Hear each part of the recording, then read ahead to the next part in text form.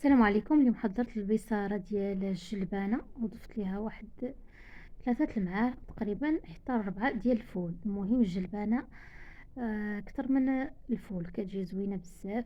خديتها غسلتها مزيان كما كتشوفوا حتى الماء ديالها يولي عندكم نقي، ما طلعش داك الدقيق ديالو الابيض. تغسلوها وتسقطروها وتعاودوا تغسلوها المهم مزيان مزيان. الجلبانه شكون كترخي ديك الخطوريه ديالها.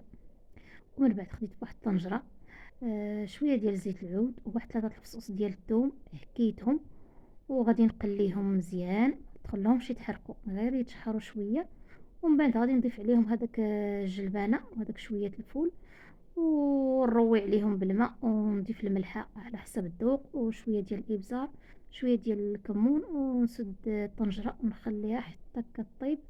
ومن بعد نطحنها، راه كتجي زوين كنطحنها بالميكسور، اولا الا ما كانش ممكن غير تخلوها طيب مزيان، راه ما تحتاج للطحين نهائيا. المهم انا طحنتها في الاخير باش تجيني داك الملمس ديالها زوين. وكتجي هادي كتصلح دابا وقيتتها وقت البرد وزوينه بزاف. وصدقوني هذه ديال الجلبانه اكثريه ما كتزعمش عليها كيحضروا بزاف غير ديال الفول، ولكن حتى ديال الجلبانه راه زوينه بزاف وحسن في المذاق من الفول. ونتمنى تجربوها والسلام عليكم.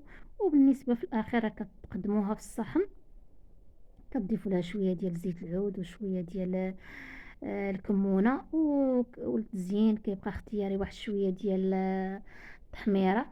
وكتقدم اما العشاء ولا الفطور وصحيه، وكتليق في هذا البرد خصوصا الناس اللي كيكون عندهم الناس اللي كيكون في عندهم الحلق ديالهم كيضرهم، راه هذه راه زوينه ليهم بزاف.